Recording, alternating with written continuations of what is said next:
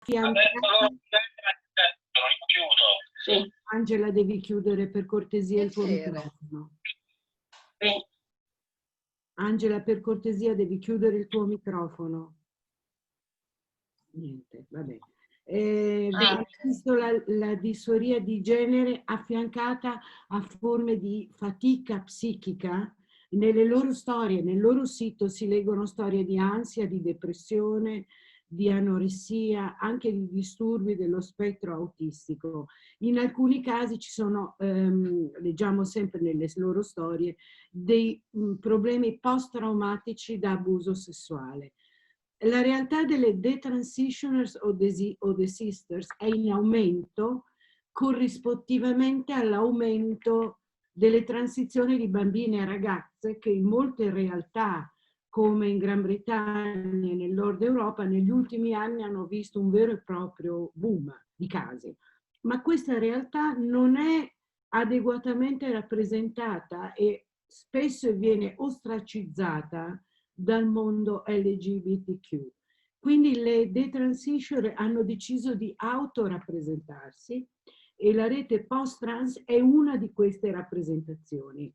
Sulle loro pagine social potete leggere molte delle loro storie. Questo Zoom Meeting quindi vuole collaborare a questo progetto di autorappresentazione.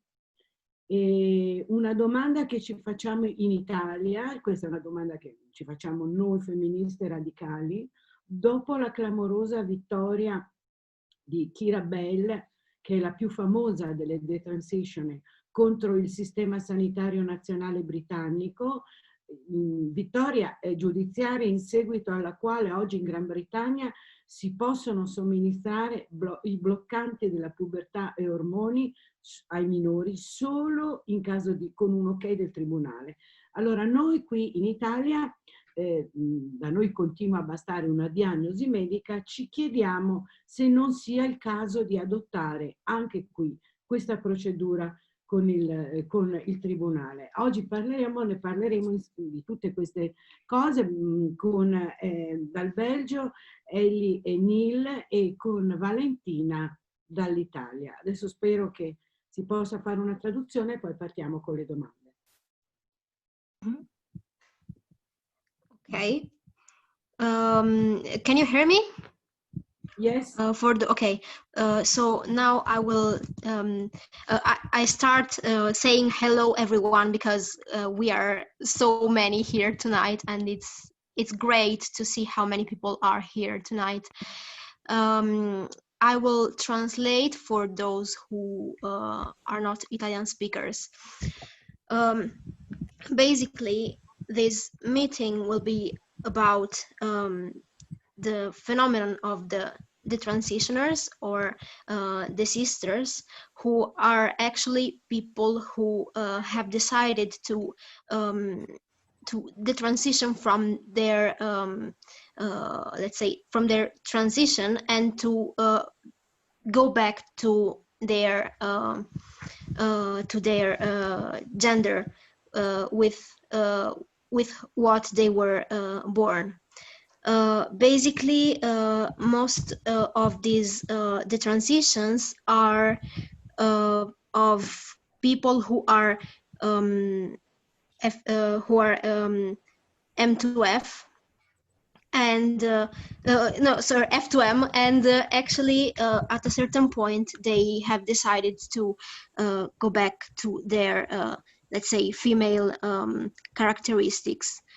Most of these people decide to transition because they either feel that there's a problem with their female body. In some cases, they feel like this gives less freedom to them, or sometimes there are problems of sexual abuses in childhood, or during teenage years. Sometimes it's all about I don't know, feeling better, and sometimes they have also disorders like anorexia or bulimia, and it's all about the material and body dimension that feels like it's problematic in some way. And here in Italy, we are starting to think about what happened in Great Britain with the case of Keira Bell and her victory, her public and judiciary victory against the British health system. And now it's possible to have puberty blockers only after a tribunal decision, a judge decision. So we are starting to collaborate with the post-trans project because it's really important to have representation of this phenomenon, because it's kind of counter narrative in the framework of the LGBT community, because the transitioners are not adequately represented in the media, and they decided to represent themselves, and we are participating to this project and collaborating with them. So this is the aim of this meeting. Ok, a questo punto partiremo con le domande. Sono domande molto rapide e sentiremo le risposte di Ellie, di Neil e di Valentina, che non potranno rispondere tutte e tre alla stessa domanda, ma si sono un po', diciamo, smistate le risposte. Allora, intanto, questa naturalmente per Ellie e Neil. Perché avete scelto il nome post-trans Okay. nel vostro progetto? Okay, so basically, okay, Marina's connection was quite scant now, but as far as understood, basically we will now go to the questions. We will go straight to the questions, which are really, we will wrap up to the questions, and basically Neil and Ellie and Valentina will answer to them, but they will not answer to the same question, three of them, but they have decided to divide the questions among themselves, and we will hear now what they have to say. Isa, I think your connection got lost for a second. We just started with the question, and Marina just asked the first question, who was, why did Neil and Ellie decided to call the project post-trans? Okay. Sorry. Can you hear me now? Yeah, we can hear you very well. Okay, great. Okay, so then I would just start answering. Maybe we could introduce ourselves before. Yeah, good idea. Go ahead. About me, I am Nele. I am 24 years old. I'm from Germany, and I am an illustrator. And I am detransitioner, which means that at the age of 19, I decided to transition from female to male. And I started taking testosterone. I had a mastectomy at the age of 22. I took testosterone for 2 years, and eventually I realized that that was not the right path for me, and I detransitioned and stopped taking hormones about a year ago. And I'm Ellie. I'm 22.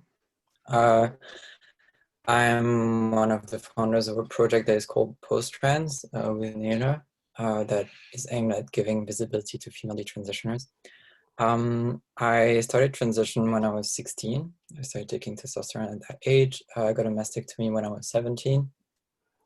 And I decided to detransition at the age of 20. I don't know if you want some breaks for translation, or should I continue already? Sì, probabilmente. Yeah, I think it's a good idea to stop sometimes, otherwise we get lost. Isa. Ok, sì. Can you hear me now? Yes. Ok, perfetto. Allora, Neil viene dalla Germania, ha 24 anni e ha iniziato la sua transizione all'età di 19 anni.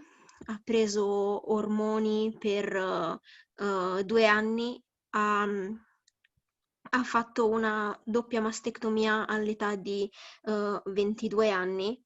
E poi ha deciso che quello non era non era il percorso più adatto a lei.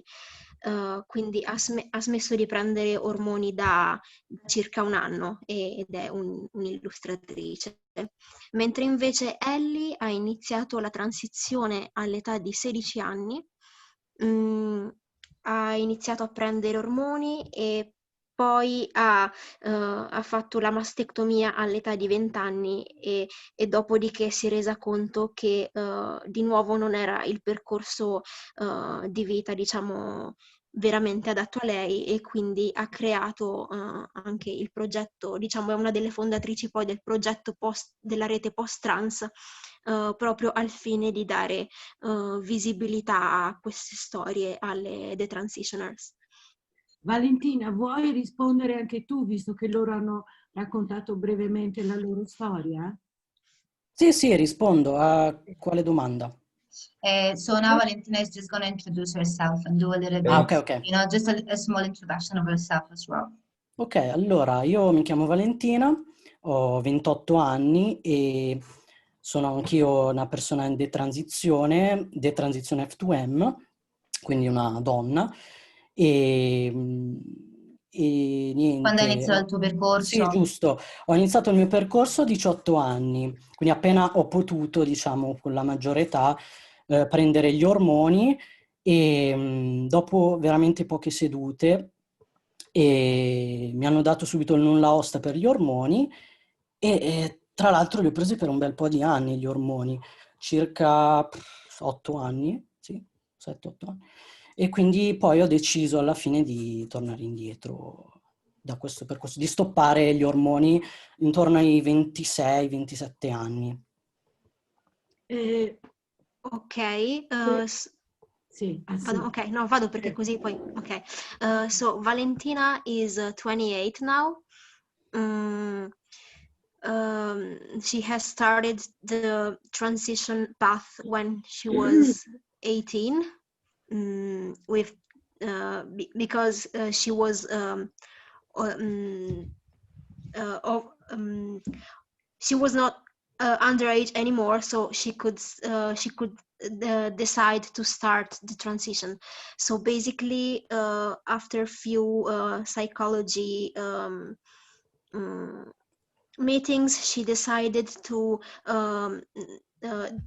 they gave her the freedom to take hormones, and she did for 6-7 years. And at a certain point, she decided to start the transition. She started the transition 1 year ago. Andrei con la seconda domanda, che è sempre in linea sulle loro, diciamo, storie di vita. Second question. Perché e in quale momento avete pensato che la transizione era una possibilità di vita migliore per voi? Sareste stati meglio con la transizione? Okay, so basically, when and why, in which moment you decided and you thought that transition would have been a better way of living for you? What brought you to decide to think about this possibility? I'm going to answer this one. And I want to quickly first also answer the first question, because I feel like we kind of didn't touch that anymore. Just briefly, we chose to call our project Post-Trans because we wanted a short name that is recognizable, and we wanted to include the topic of trans, so the word trans had to be in there. And we decided to call it post-trans so that it indicates that there is something after transition and after identifying as transgender, and that there is a possibility to detransition. So that's why we chose this name, just very briefly. And to the second question on why or at what point I decided to transition, for me, the decision happened when I was 19. I had a few years of depression and eating disorder before, and I was in a very bad mental place. I struggled with thoughts of suicide, and shortly before, I also realized that I was attracted to women, and I didn't really know how to deal with this. I think there was a lot of internalized homophobia going on, but I really wasn't aware of this back then. For me, I just had this thought that I really hated being a woman. I did not know why, but I decided that yeah, I want to, like, I interpreted it as I can't identify as a woman then, which means that I must be a man. And I really couldn't see any way to deal with this hatred I had towards me being a woman, and especially towards my female body. I really struggled with my female sex characteristics, such as my breast or my... So I decided that either I will commit suicide or I will transition into a man, because I just did not know how else to deal with the situation. I didn't see any other solution. And I would say that was the moment where I thought that transition was not especially a better life, but just the only way for me to survive the situation. Thank you to share with us your experience. Now I have to translate. Thank you. Okay. Can you hear me? Because sometimes my connection is a little bit scant, so I think you can. Can you hear me? Very well. Can you tell me? Ok, Isa, sintetizza un po' perché sennò diventa troppo lungo. Sì. Allora, praticamente ha detto che ha iniziato appunto questa transizione all'età di 19 anni, periodo nel quale già da qualche anno aveva dei problemi di salute perché appunto soffriva di depressione, si sentiva diciamo male anche dal punto di vista psicologico, aveva pensieri di suicidi ricorrenti, aveva scoperto di essere attratta dalle donne e appunto disturbi alimentari, e non sapeva come altro appunto cercare di andare avanti in questa situazione. Aveva un odio diciamo anche nei confronti dell'essere donna, anche del suo corpo femminile, dei caratteri sessuali tipo il seno, e appunto l'idea di transizionare non era diciamo solamente la possibilità di vivere una vita migliore, ma proprio di sopravvivere. Ok. E penso che manca la traduzione della parte dei perché hanno deciso di chiamare il progetto post-trans. Ah, sì. Scusami. Allora, sono ritornate anche alla prima domanda. Hanno deciso appunto di chiamare il progetto post-trans perché uno, volevano appunto creare un nome che riportasse diciamo all'idea che ci può essere qualcosa oltre la transizione, qualcosa al di là della transizione,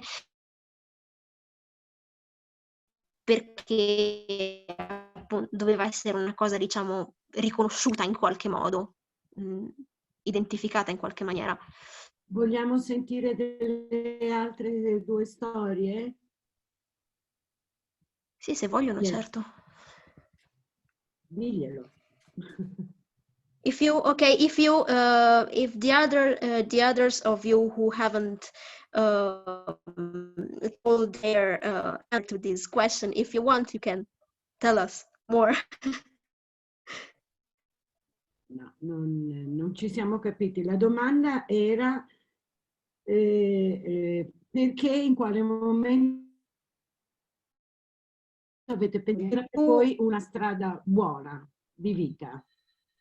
Chi risponde? Who else want to answer to Posso this rispondere question? io? Ok. Sì, ok.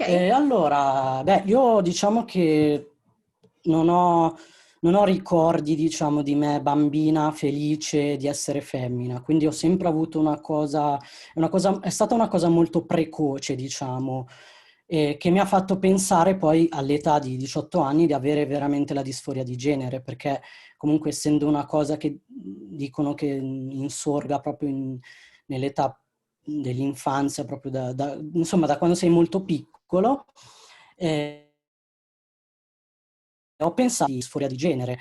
E quindi appena ho saputo della possibilità di fare la transizione con il famoso caso di Thomas Betty, che immagino che vi ricordiate, che è uscito sul giornale Uomo Incinto, e sono rimasta un po' sconvolta e ho visto che c'era questa possibilità della transessualità, di fare la transizione.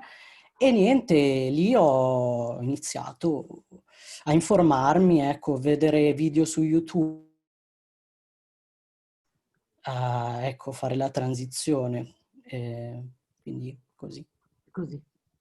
Okay, so basically, she says that she doesn't remember a moment in her childhood when she was really happy of being a girl. So basically, at the age of 18, she started to notice, like on the media, on YouTube, on the internet, stories of people who transitioned, and she thought that the gender dysphoria was her problem, and she decided to actually transition. Ok.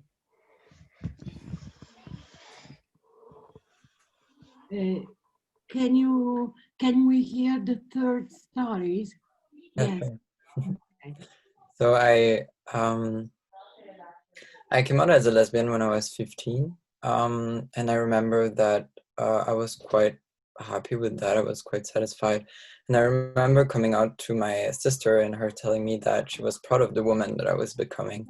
And I remember that from that point, I was really confused because it was somehow the first time that someone referred to me as a woman, and something felt off. I really couldn't identify with that term. I didn't feel comfortable with that. So I started questioning myself a lot about,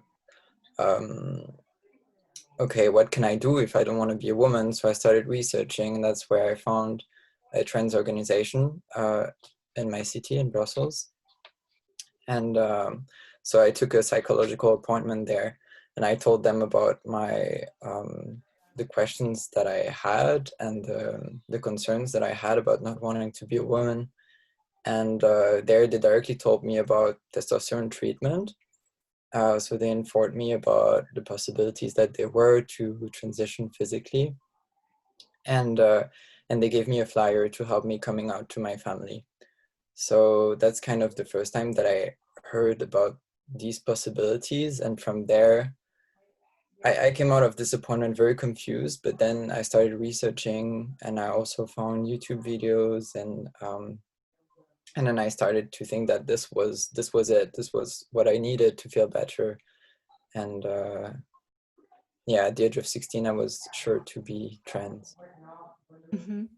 Allora, praticamente la sua storia, diciamo, per certi versi è un po' diversa, perché appunto ha scoperto di essere lesbica all'età di 15 anni, ha fatto coming out con la sorella, che insomma è stata comunque contenta ed orgogliosa di lei, però lei in qualche modo non si sentiva comunque a suo agio proprio nel fatto di essere una donna, diciamo, attratta da altre donne, non si sentiva a suo agio proprio con l'identificarsi come donna, e quindi ha avuto alcuni, diciamo, incontri con psicologi che poi le è stato fatto sapere appunto di questa possibilità del testosterone, di prendere gli ormoni.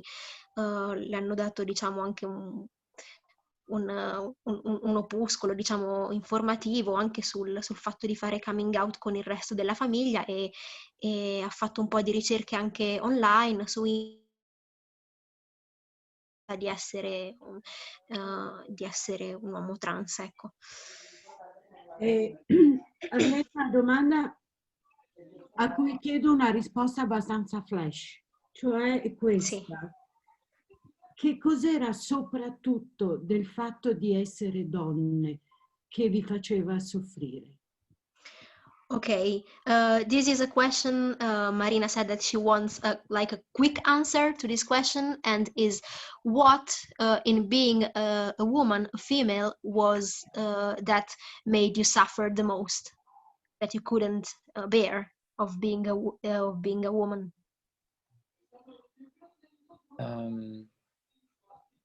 I can start to try with answering this, and I think it was in general this interpretation of what is a woman supposed to be, this very internalized image.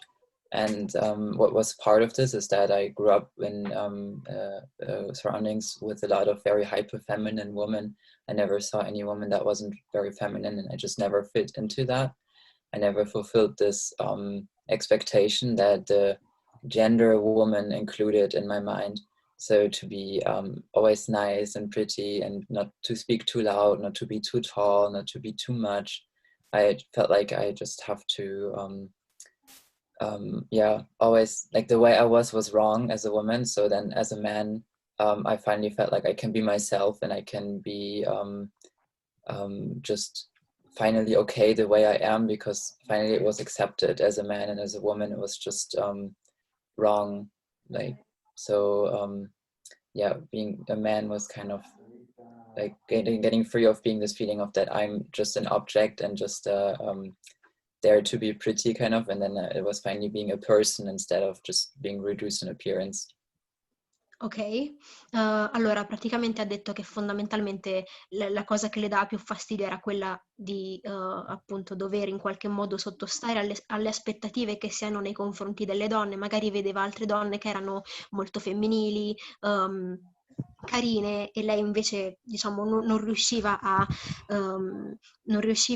soddisfare queste aspettative comunque di come una donna viene percepita, di come una donna dovrebbe essere, carina, diciamo, accondiscendente, femminile e tutto quanto. Quindi alla fine ha detto: se come donna non posso essere accettata per quello che sono, magari come uomo posso essere finalmente me stessa e non essere comunque anche ridotta ad un oggetto, all'apparenza, ma essere comunque una persona in tutto, diciamo, in tutto e per tutto. Valentina?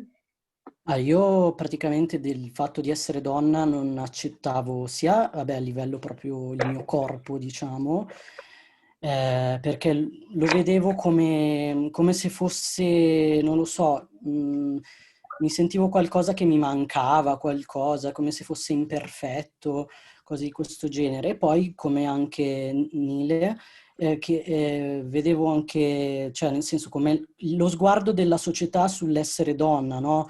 Quindi più o meno Di genere. gli stereotipi di genere, esatto. Basta. Okay, so basically here the answer is almost the same, because Valentina said that, like Neil, she didn't want to be what gender stereotype impose on women. So that's basically the point. She didn't want to be she didn't want to, she couldn't fit the gender stereotype imposed on women. 1 second, sorry to interrupt. There's a question that I know that we decided to put the questions at last, but there's a question that is related to what Neil said before about her experience, personal experience, and I would like to read it so you can answer. It's from Montserrat, which is following us from Mexico, and she's thanking all of you, Neil, Ellie, and Valentina, of course, and she's asking, does the psychologist you went touch the issue of eating disorder? Sometimes they confuse body dysmorphic disorder with gender dysphoria. The therapist did not touch that topic. I mentioned it at the beginning, but the topic never came really up, and since me, and I think I speak for a lot of other women with eating disorders, there's a lot of shame around that topic. I never dared to bring up this topic again, and in general the therapist never went deep into anything that could be caused, like that my disorder could have been caused. Sorry Neil, shame on the eating disorder. Yes, like the shame of there, like, it took me a lot of time to tell others that I have an eating disorder. More than a gender disorder. Or not? I never compared it. I don't know if I can compare this, but it was easier to go to a therapist who was specialized on gender, and telling him that I don't want to be a woman, than to go there and say, yeah, I think I have problems with my eating behavior. And I think, I don't like this distinction between, okay, either you have dysmorphia that is caused by an eating disorder, or you confuse it with like the identity disorder. I think it's because it's very intervened, it's very similar, and I don't think that there is that much of a distinction to make between these two. Okay. E per le persone in italiano, vuoi tradurre tu, Isa? O vuoi che sì, sia sì. un po' il cambio? No, posso fare io. Allora, fondamentalmente ha detto, l'aveva menzionato leggermente anche prima, ha detto che comunque il disturbo alimentare dal terapista non è mai stato menzionato. Perché la domanda che era stata fatta era appunto se gli psicologi avevano menzionato questo problema del disturbo alimentare, perché a volte questa cosa magari può essere confusa con diciamo una dismorfia, diciamo, del corpo, può essere confusa con la disforia di genere, ma lei ha detto fondamentalmente che gli psicologi non hanno mai appunto approfondito questo problema dei disturbi alimentari, e che in generale lei aveva molta vergogna, ha avuto vergogna per molto tempo appunto di parlare con qualcuno di questa cosa, e spera comunque di non doverne più parlare in qualche maniera. E ha detto anche che era, diciamo, più facile comunque parlare con uno specialista in disturbi, diciamo, dello spettro, diciamo, di genere in qualche modo, piuttosto che di disturbi alimentari. E però dice che queste due cose, non pensa che queste due cose possano essere in qualche modo comparate, nel senso, se sia più facile una condizione rispetto all'altra, in qualche modo non si possono comparare. Questo è quello che ha detto. Ecco, I would like to hear Ellie about your experience, the difficulties about her womanhood. Mm-hmm. I think that I really struggled the main issue for me was that I really struggled to picture myself growing older as a woman. I really didn't have any image of more masculine women around me, and I was always quite masculine at that time. And I in high school that I was bullied for being very like tomboyish, and I think that I carried a lot of shame around that. And I guess that whenever I heard about the possibility of reaching a more male body, it was very tempting to me, because I could finally get rid of that shame, and I could really picture myself more easily in the future living as a man. Mm-hmm. Praticamente ha detto che non riusciva a immaginarsi, diciamo, a proiettarsi nel futuro, a immaginarsi di crescere come una donna, anche perché lei, diciamo, era abbastanza comunque mascolina come donna, però non vedeva rappresentazione di donne di questo tipo, diciamo, nelle altre donne intorno a lei. Poi oltretutto durante gli anni dell'adolescenza, soprattutto durante il liceo, è stata anche bullizzata appunto per questo aspetto, diciamo, un po' mascolino, un po' da tomboy, e quindi diciamo che nel momento in cui ha scoperto che poteva in qualche modo transizionare, questa idea è stata molto, diciamo, tentante, perché si è resa conto che poteva vivere, diciamo, in un altro modo, con un altro corpo, diciamo, in qualche modo sbarazzarsi di questa vergogna che provava nei confronti del modo in cui era donna. Isa, chiedi questo per cortesia. Se lei avesse avuto dei modelli di donne non conformi agli stereotipi di genere, forse la sua storia sarebbe stata diversa. Okay, since you have answered to this question now, I will ask you if since you said that you didn't have like non-gender conforming women around you, do you think that if you have had any like tomboyish women or gender non-conforming women, do you think that your story could have been different than it is? I think so, yeah. I think that if I would have had the possibility of identifying with older women who would be, if I would have had role models, for example, of more masculine women I could relate to more, I think it would have helped me at least picturing the possibility of growing old to be a woman. Yeah, I think that it would have been helpful.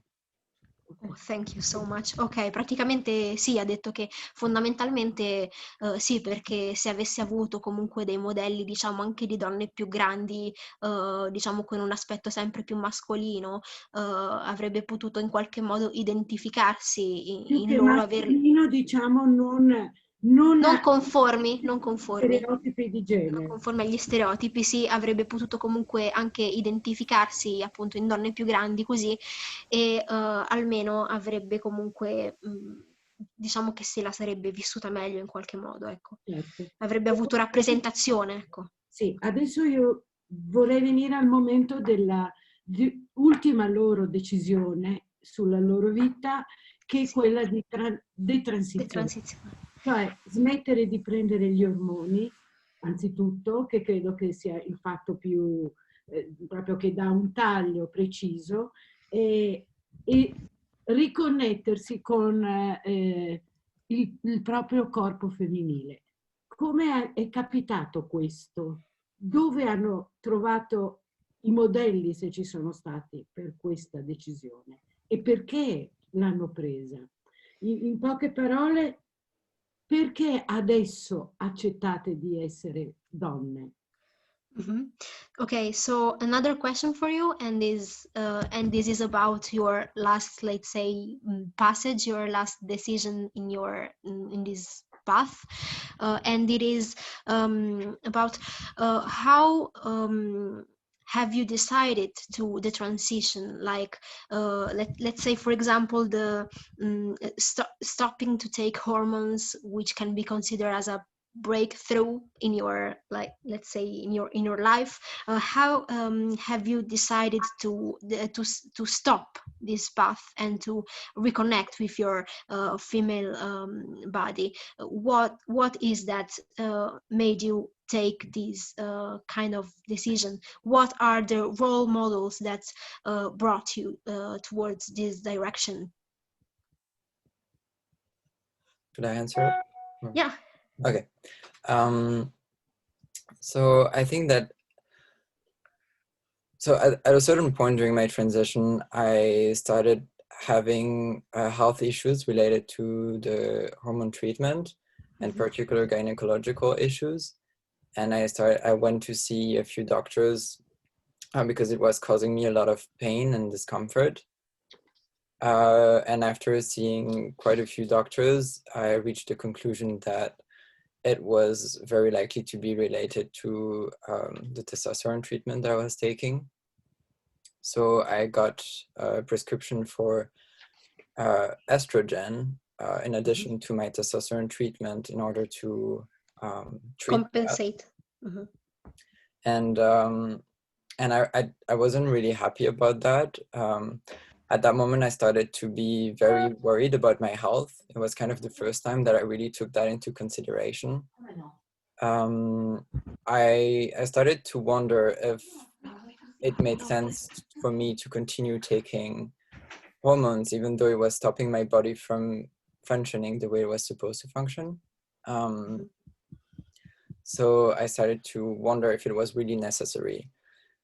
And it was very scary for me to think of the option of going off testosterone, because I was on it for almost 4 years and I had been escaping my body in that way for for a while, and I didn't even know what my adult body was like. So it was a bit scary, but I really felt that I needed to at least try and to see how it would go. And it turns out that I managed to handle much better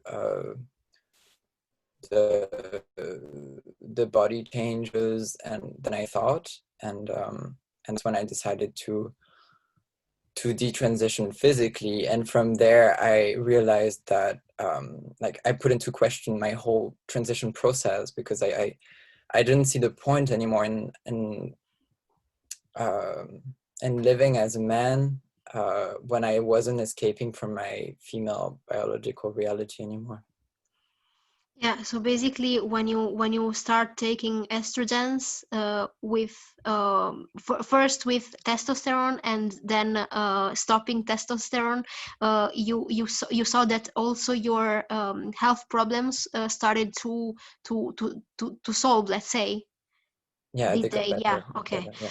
Allora, praticamente ha detto che ciò che l'ha portata a detransizionare sono stati dei problemi di salute, specialmente ginecologici, che pensava potessero essere appunto riguardanti l'assunzione di testosterone, e dopo alcuni incontri, diciamo, medici, le sono stati prescritti, diciamo, gli estrogeni per all'inizio insieme comunque al testosterone, in qualche modo per compensarne gli effetti, in qualche modo risolvere questi problemi di salute che aveva, però con il passare del tempo si era resa conto che comunque sia questi problemi di salute stavano iniziando a risolversi e il suo corpo stava comunque ritornando, diciamo, in qualche modo a funzionare un po' come dovrebbe, non aveva più dolori e fastidi.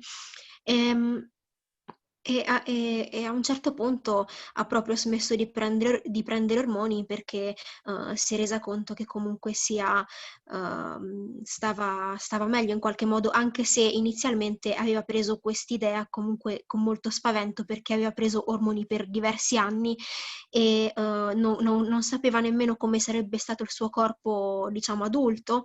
E quindi all'inizio era molto spaventata di questa decisione, però a un certo punto si è resa conto che stava prendendo i cambiamenti fisici, diciamo, molto meno peggio di quanto avrebbe pensato, e alla fine ha deciso proprio comunque di detransizionare anche fisicamente.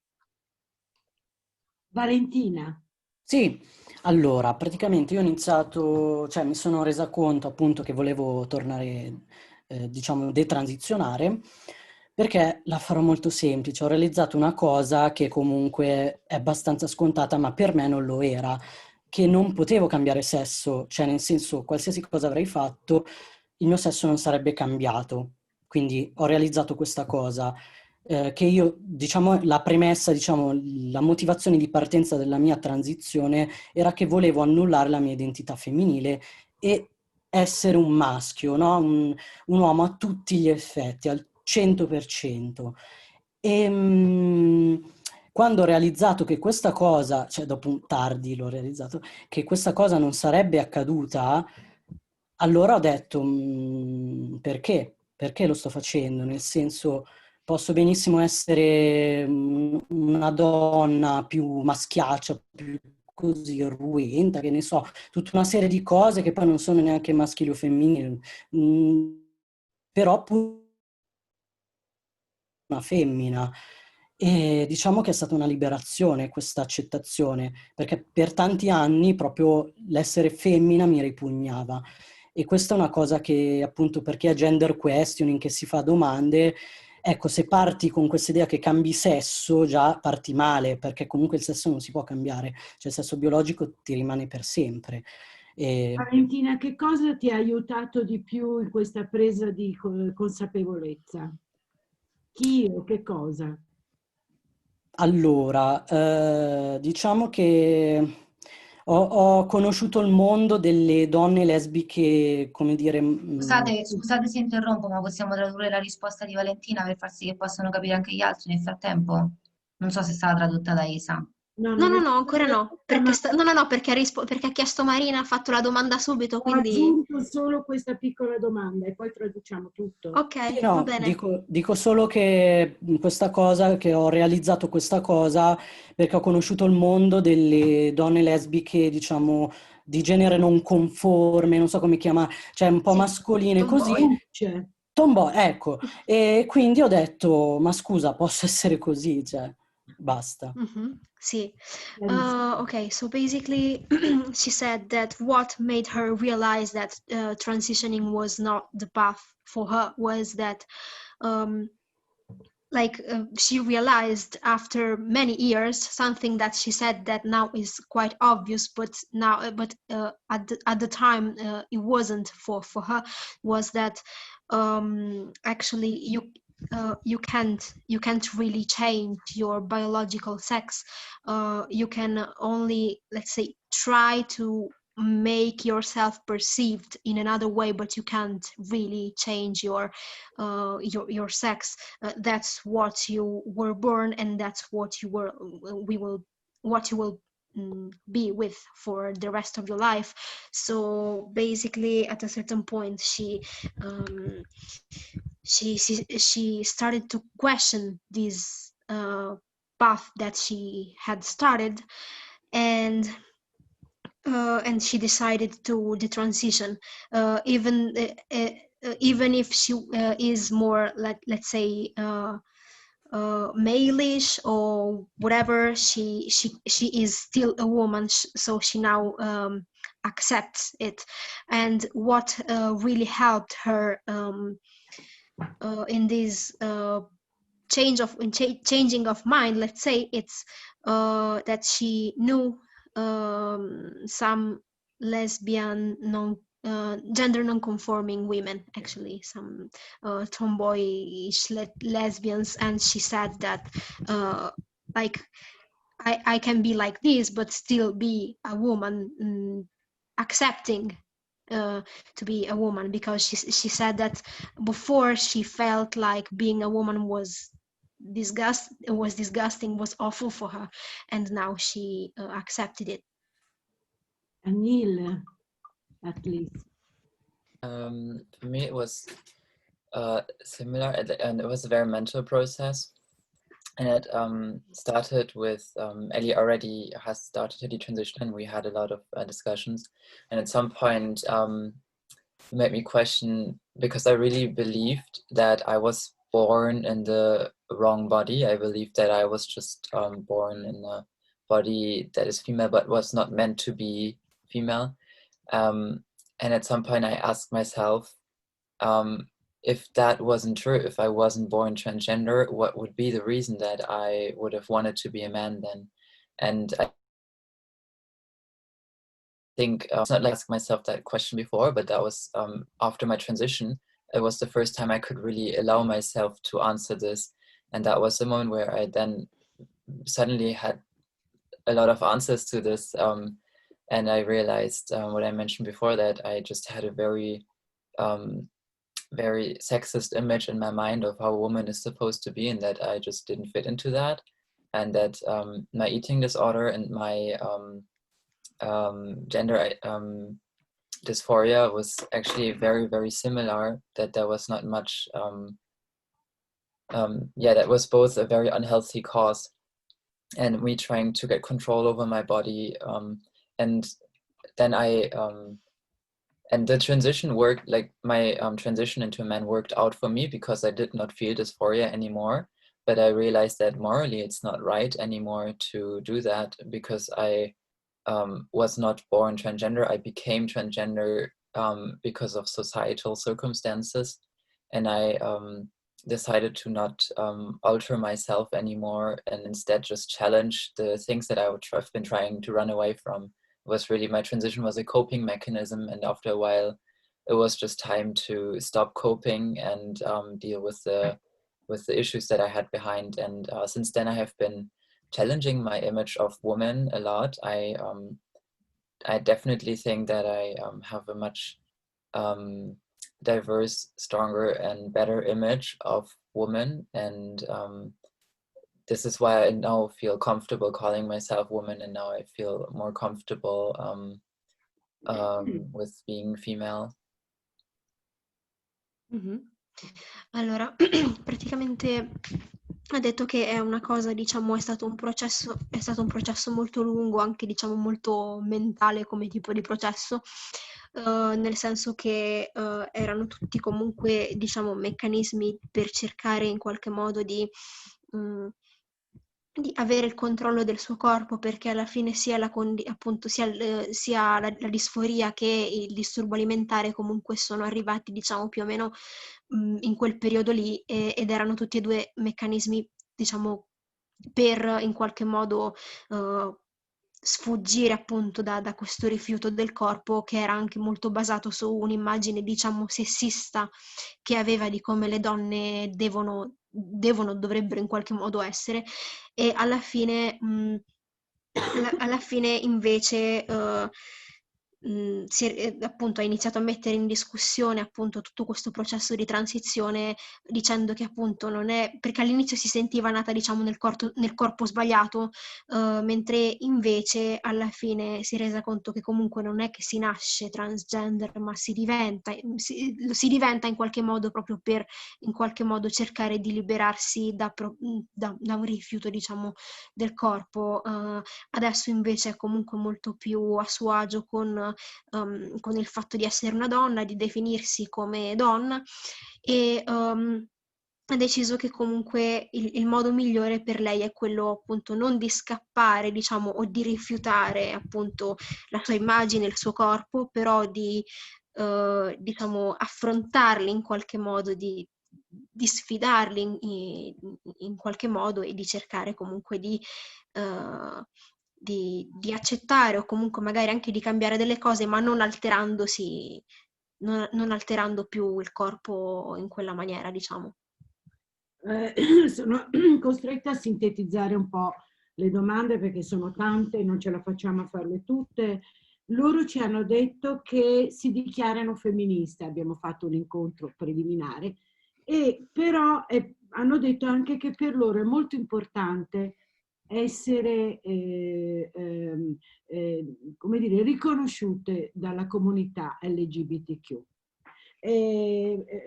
Allora io volevo dire questo, perché lo stesso giorno della sentenza Kirabel, lo stesso giorno, tutti i giornali erano pieni della transizione di Elliot Page. Secondo voi perché la vostra esperienza di detransizione come quella di Kirabel è oscurata e non rappresentata? Perché il mondo LGBTQ è così poco interessato a raccontare di loro? Okay, so basically, now we will wrap up because there are many questions and we will try to synthesize. Basically, we were thinking about the story of the recent story of Kirabel, and you said in the last meeting that we had that you are a feminist, and at the same time that you want to be recognized by the LGBT community because you are part of it. But we were thinking about the fact that when the same day of the victory of Kirabel, all the media was instead overwhelmed with the transition of Elliot Page. So why do you think that the LGBT community, the mainstream narrative of the LGBT community is not interested in letting know also your stories of the transitions? Why its narrative is so focused on transition but not at all on the transition? Why do you think that there's this missing representation, let's say? Which are the reasons? I thought you want to.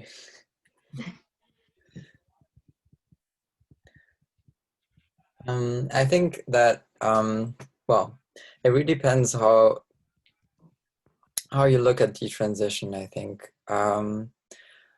I completely agree that detransition is very much occulted, very much hidden in the LGBTQ community, and it's really not talked about, and it's very taboo in general. It's very taboo topic. No, why? I think that detransitioners, for the most, more than just changing their mind or exploring their gender identity further, they're really questioning the roots of their gender dysphoria. They're really questioning the roots of the desire to transition, and that can be perceived as a threat within the LGBTQ community. And I think that's why it is very difficult to bring this topic within LGBTQ spaces.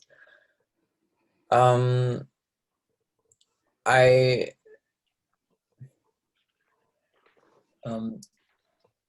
think it's also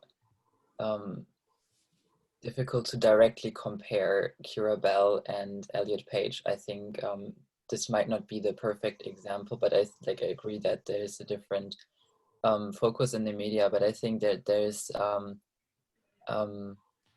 not to say that in a negative way, but I think that there's also a different timing. I feel like you can see it in different countries. That in the UK, the topic of detransition is already much more covered than, for example, in France or in Belgium.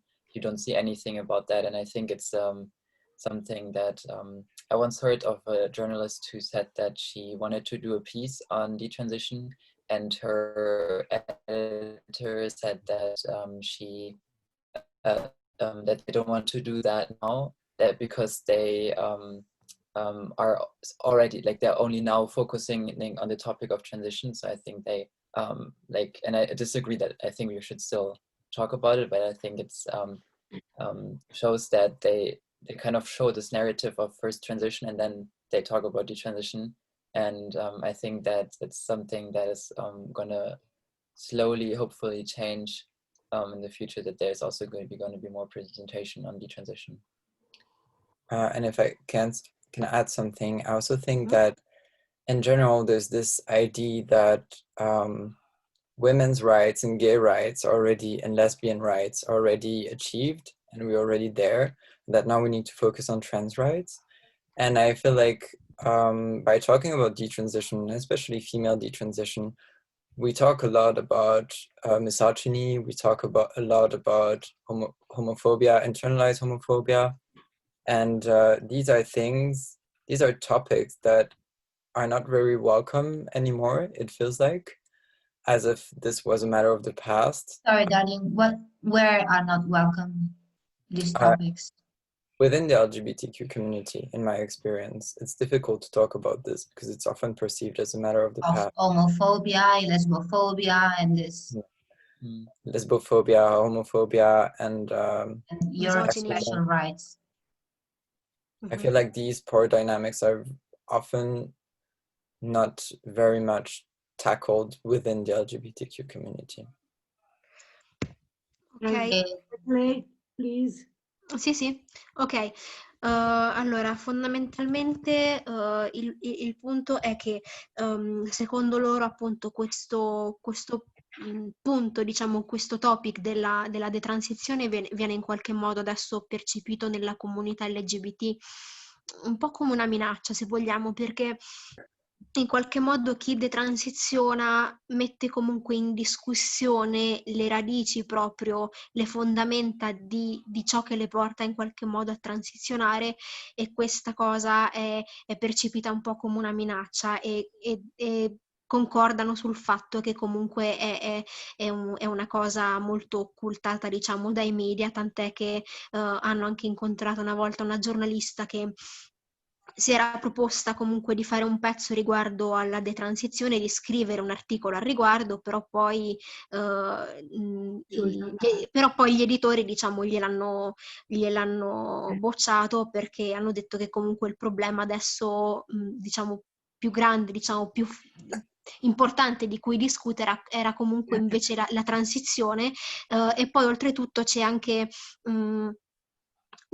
diciamo, un modo di pensare in parte della comunità LGBT che diciamo ritengono che i problemi legati comunque ai diritti delle donne, dei gay, delle lesbiche, delle persone bisessuali in qualche modo sono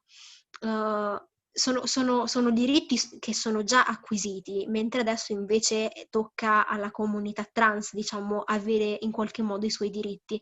E loro dicono che comunque sia hanno riscontrato un po' dei problemi, una fatica, diciamo, a Isa, parlare scusami Isa se ti interrompo, però dobbiamo sintetizzare le risposte. Sì, no, Dovremmo sì, dedicare gli sì. ultimi 15 minuti alle domande. Sì, certo, hanno trovato un po' di problemi comunque nel parlare di problemi come lesbofobia, misoginia, omofobia interiorizzata all'interno della comunità LGBT, perché viene percepito come più importante, diciamo, il problema della transizione o comunque della Abbiamo disforia già di detto. Ok, grazie. Valentina.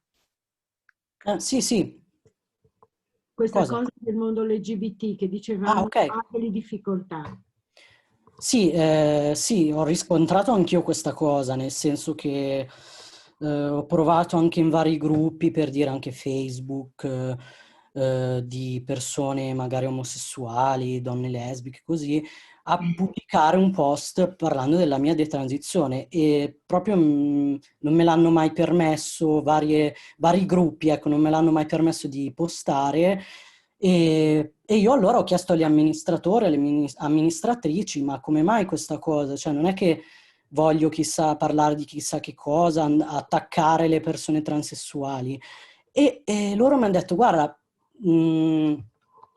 se tu ti concentri sulla detransizione, parlando proprio della detransizione, come fatto, come accaduto, sembra che vai direttamente ad attaccare il percorso delle persone transessuali, quindi non te lo pubblichiamo. Questo mi hanno detto, mi hanno risposto così praticamente tutti, e questo mi ha fatto un po' riflettere.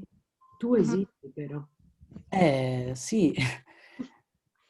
Okay, so basically she said that she had quite the same experience because she also on the media, on Facebook groups, on the internet of lesbian women, especially she said that she tried to post something about her experience of the transitioning, and they didn't allow her to do it, and they said that talking about the transitioning is like attacking the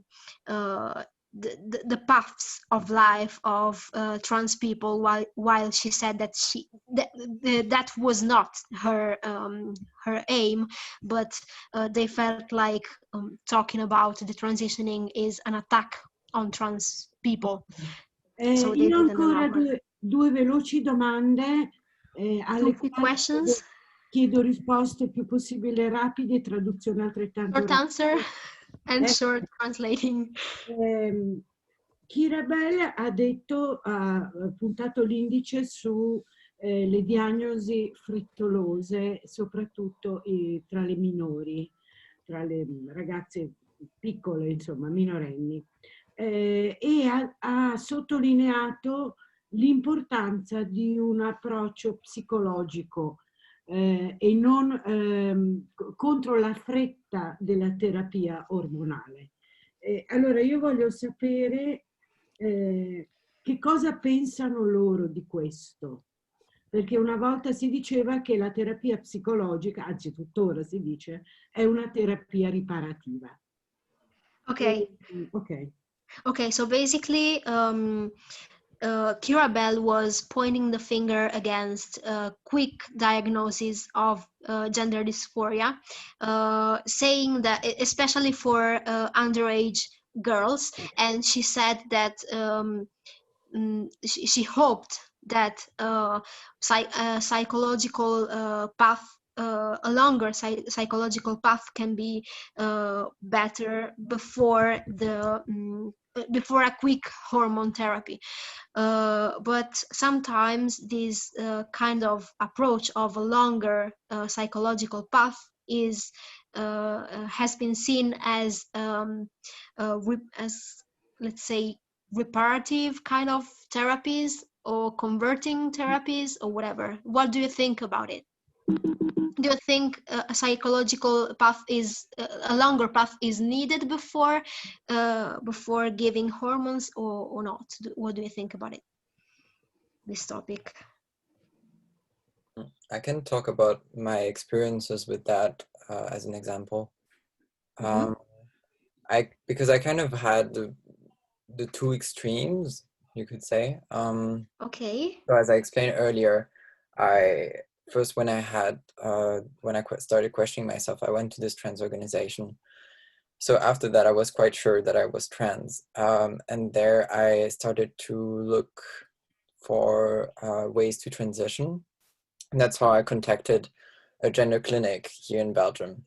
And I went to this therapist there, this psychologist, with my parents. And I explained to him that I was trans, that I wanted to transition. And he was very skeptical.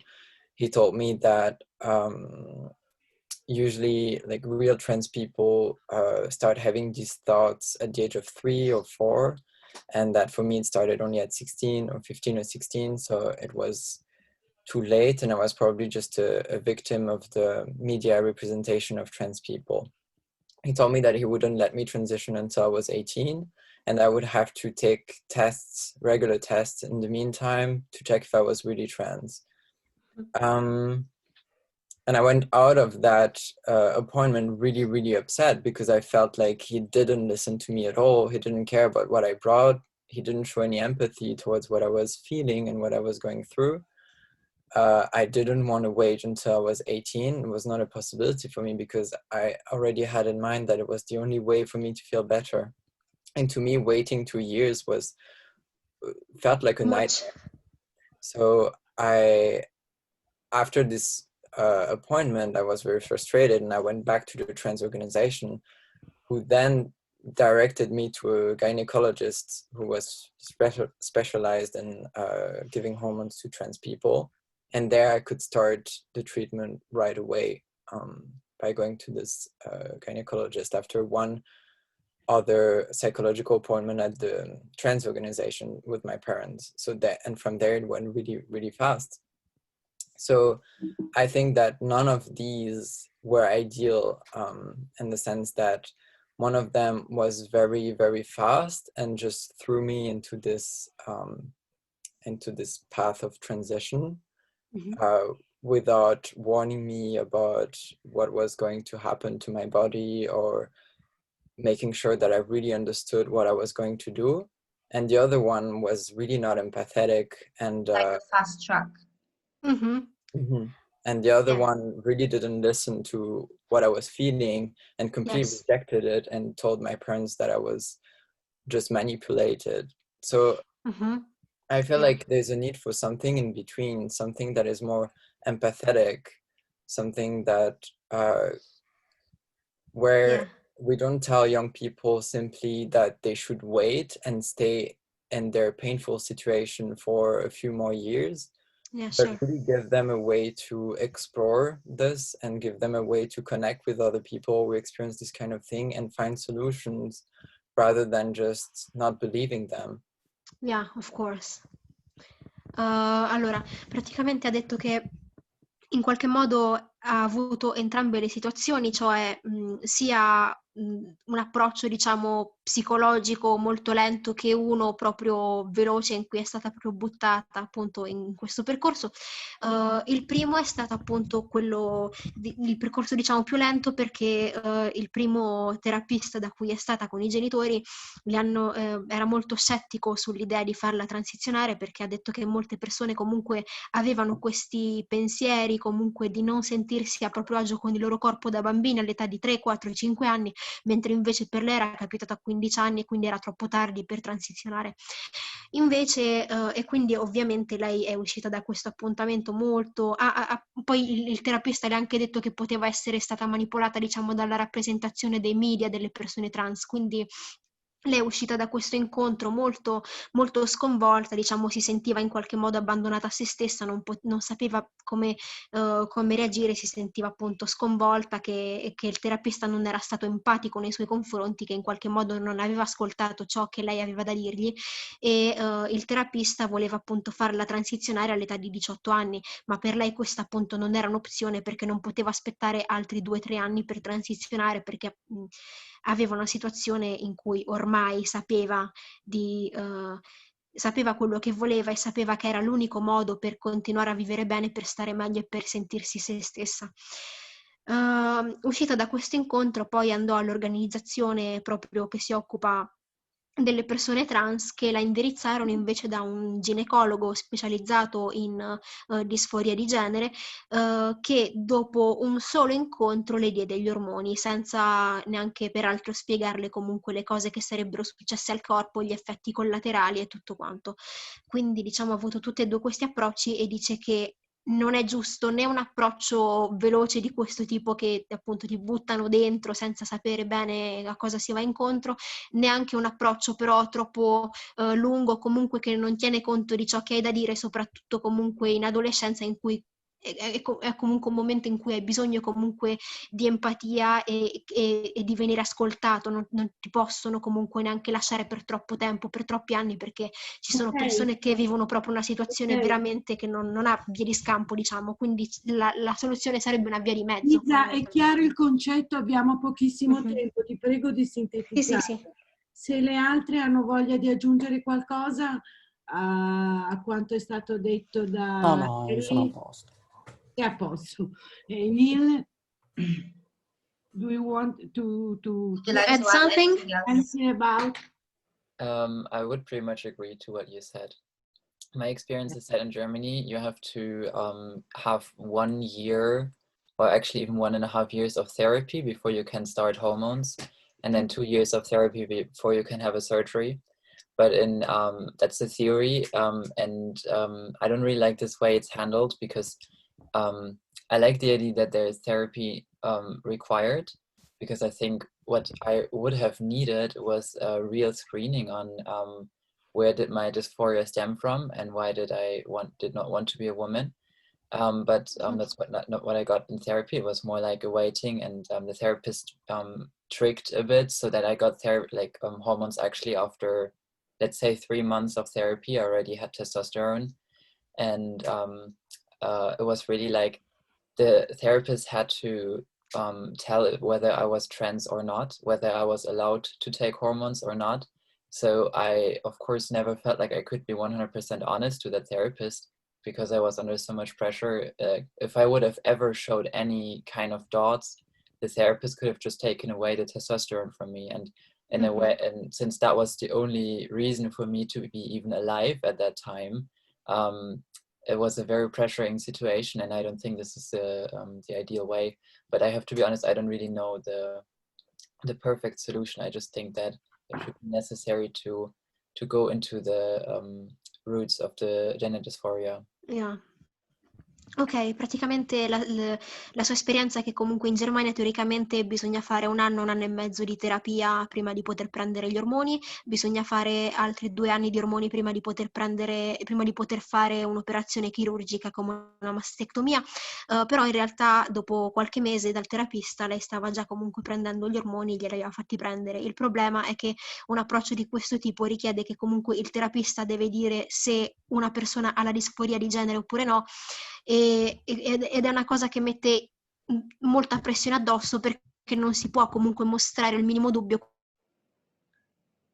non si può nel dire quello che si prova, quello che si pensa, perché c'era il rischio che comunque le venisse tolto il testosterone e non poteva accettare una cosa del genere. Non sa quale sia appunto la soluzione perfetta per questo tipo di situazione, però. Ok, concludo con rapidissime. Oltre a rappresentare voi stesse, voi avete degli obiettivi politici nella vostra agenda, E poi vorrei che lasciaste un messaggio alle femministe gender critical. Che cosa volete dire loro? Sia le gender critical che quelle che si definiscono transfemministe. Che cosa volete dire loro? Basta che una risponda a una, ciascuna di queste domande, non necessario tutte e tre. Okay. So the first question is, oddio, scusami, puoi ripetere un attimino la prima parte che me la sono persa, scusami La Marina. domanda è se hanno un'agenda politica degli Ah, obiettivi. ok, sì, perfetto. Oltre a Ok. quello di Sì. Autorappresentarsi, sì. Okay, so basically, apart from representing yourselves and your stories, do you have any other political agenda in your project or not?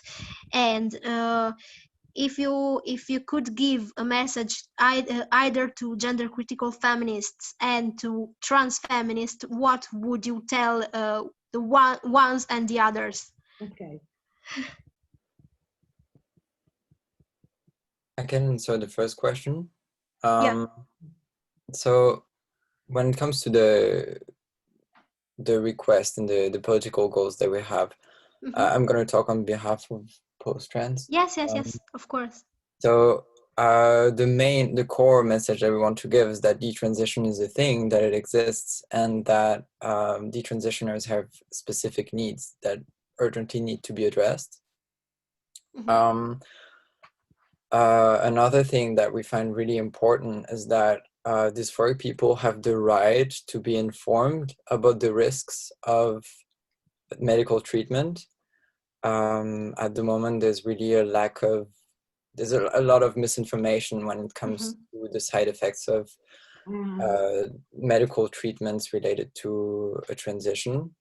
Yes. So that's really an issue. And they also have the right to be informed about alternatives of medical treatment for dealing with gender dysphoria. So that can be explored through therapy, for example. That is also really lacking at the moment, since medical transition is presented as the only solution to deal with gender dysphoria most of the time. Yes. We also want to carry the idea that detransition is not just collateral damage. It's not, to us, it's not ethically okay to accept that some people are suffering at the condition that the majority is happy with their transition. We need to take this seriously, that some people really suffered from their transition, and this can't be dismissed as just being some sort of collateral damage that a minority experience. And also something that is really important to us is to challenge the idea that gender dysphoria is something that you were simply born with.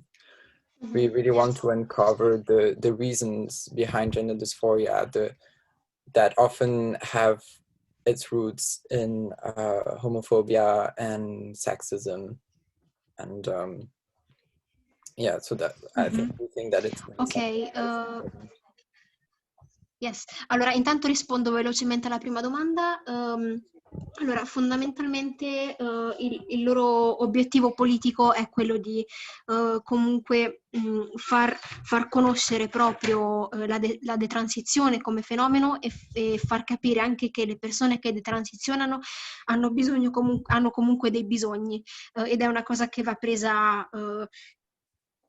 seriamente, su cui va fatta informazione. Soprattutto vogliono fare informazione sul fatto che le persone disforiche non hanno di solito alle persone disforiche non vengono date informazioni sugli effetti collaterali che ci possono essere dai trattamenti medici, e questi generalmente sono considerati come l'unico modo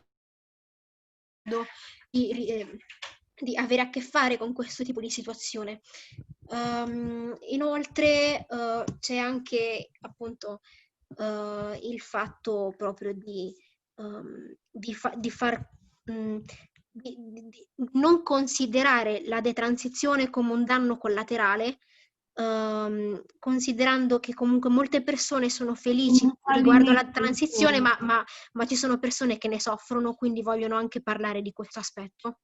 Sì, che non sia inteso come un fallimento di un percorso. Esatto, sì, esatto. Okay? Io invece chiedo a Valentina, visto che lui le frequenta, le femministe radicali, gender critical, perché sei nel gruppo, allora chiedo a te di dare una risposta su cosa ti aspetti dal femminismo e che cosa diresti invece alle cosiddette transfemministe. Allora, intanto mi aspetto che vengano finalmente abbattuti questi stereotipi di genere definitivamente, perché ci stanno rovinando.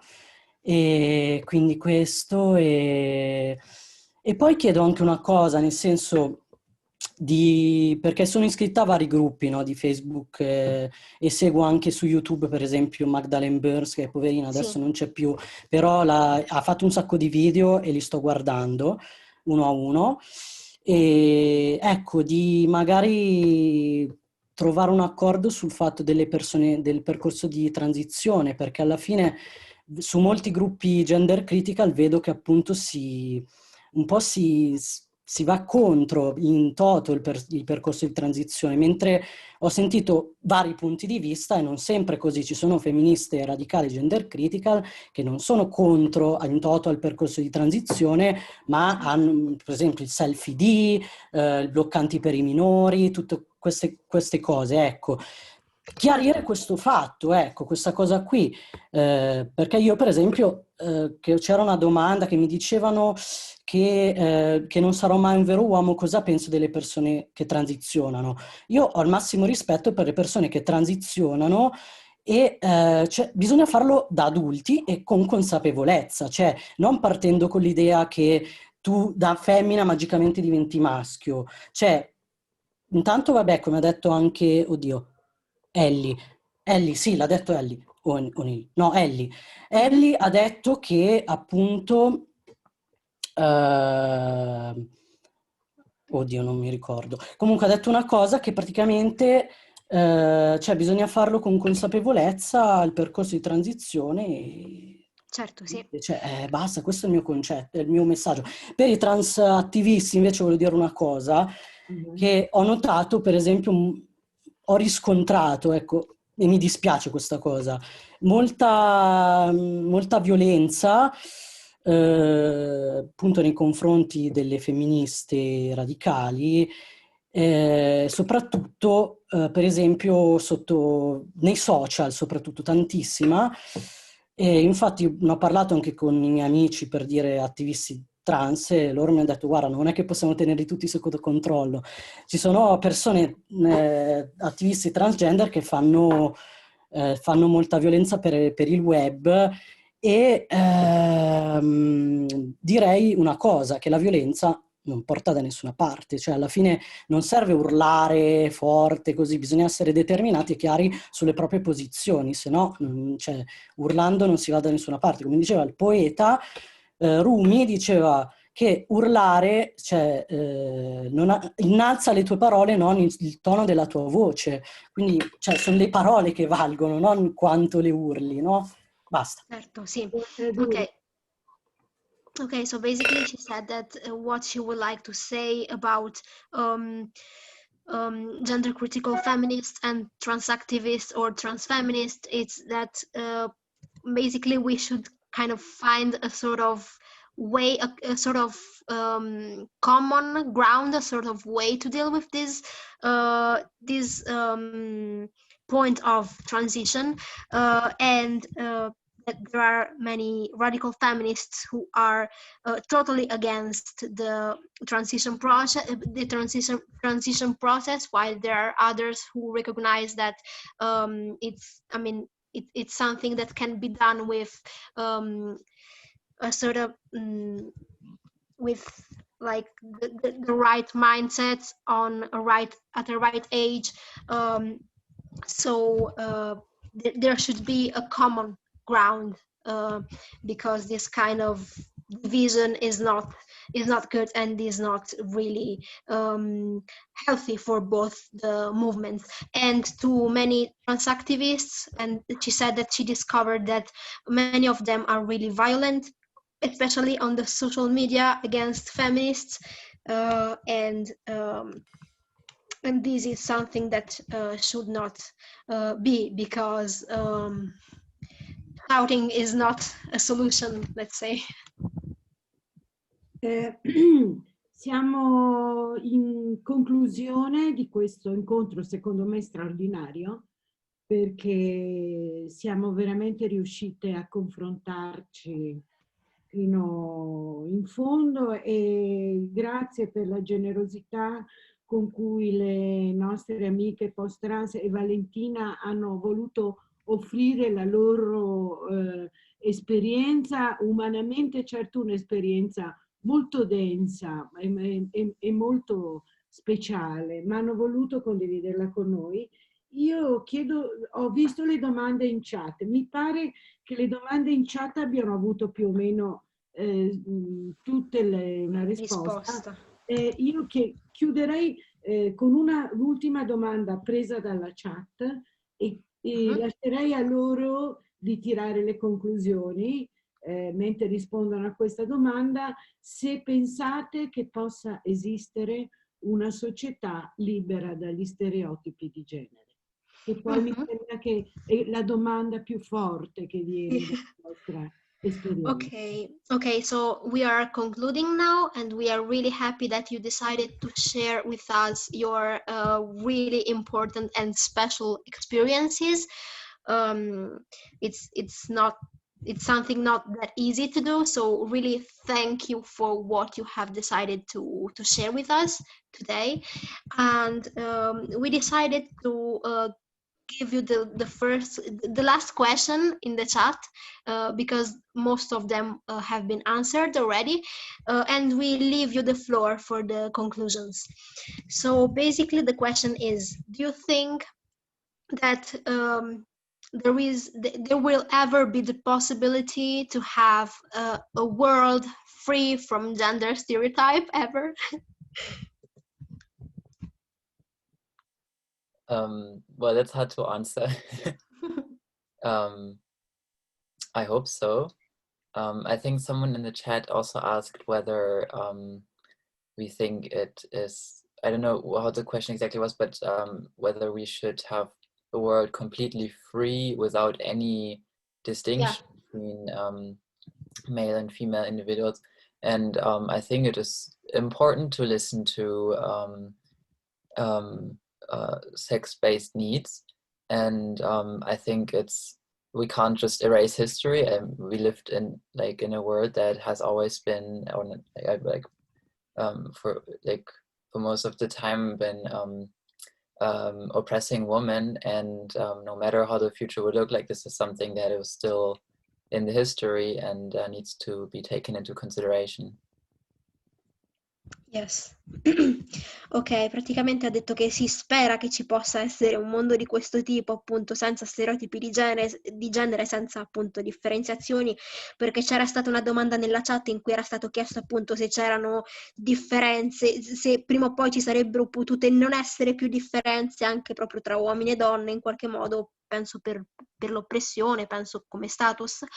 E lei ha detto che diciamo, spera che questa cosa ci possa essere, che comunque dobbiamo tenere conto dei diritti e dei bisogni, diciamo, basati sul sesso, perché comunque la storia non si può cancellare, abbiamo sempre vissuto comunque diciamo, quasi sempre poi vissuto in un mondo che è sempre stato oppressivo nei confronti delle donne, e quindi questa è una cosa di cui va tenuto conto. Se siete d'accordo, allora io intanto ringrazio tantissimo Sara, che ha lavorato molto per questo incontro.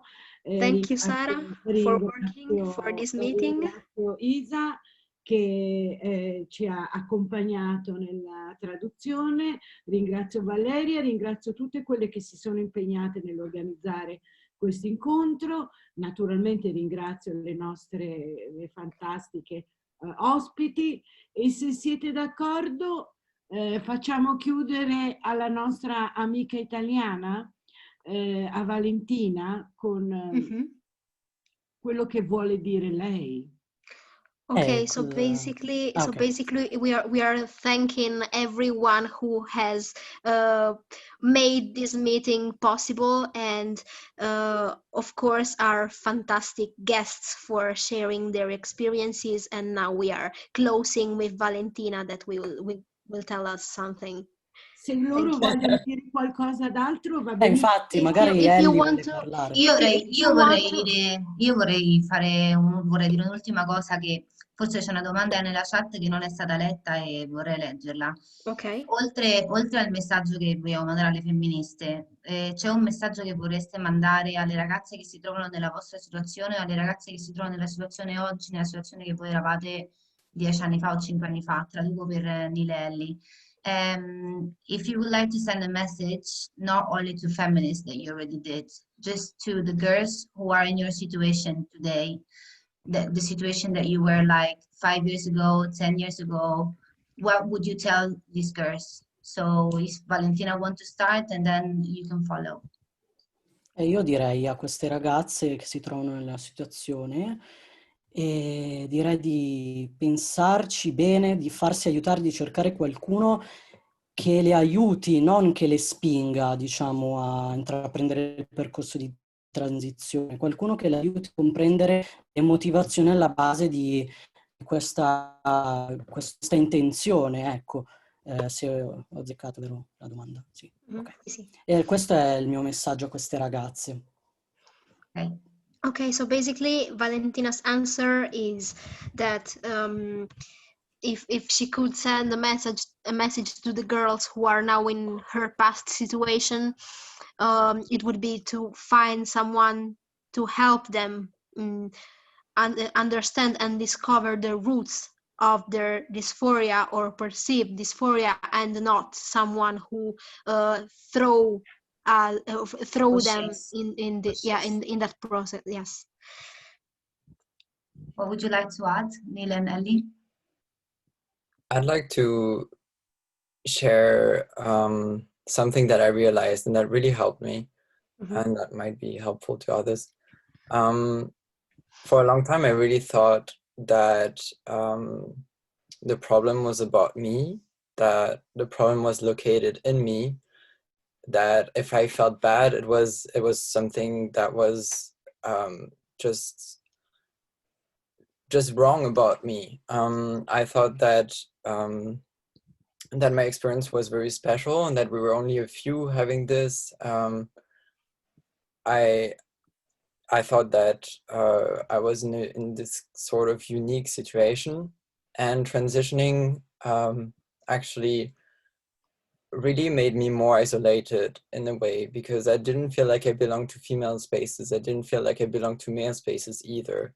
And it took me a long time to connect with other women in my situation and in different situations, and to realize that actually my experience wasn't as unique as I thought it was. And when I realized that, it's only then that I understood that the problem wasn't about just me, that the problem was all around, kind of.